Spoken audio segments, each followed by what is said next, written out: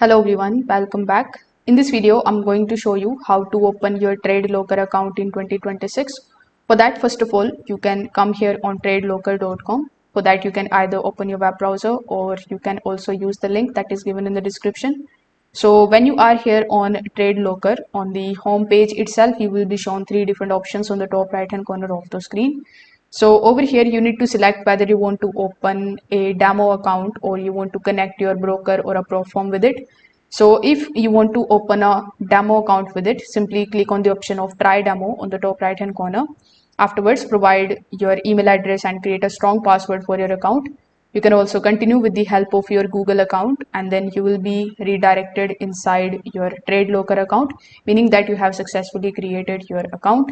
Now, if you want to pick a broker or if you want to add a pro firm, you will be shown the options here in the bottom. So over here, you can just simply click on the connect option. Then you can provide your email address, password, and the server, and then click on the option of login in order to basically open your TradeLocker account. Or you need the pro firm and the broker's login credentials. So when you provide these, you will be able to log in and you will be able to basically buy and sell inside it very easily. So thank you.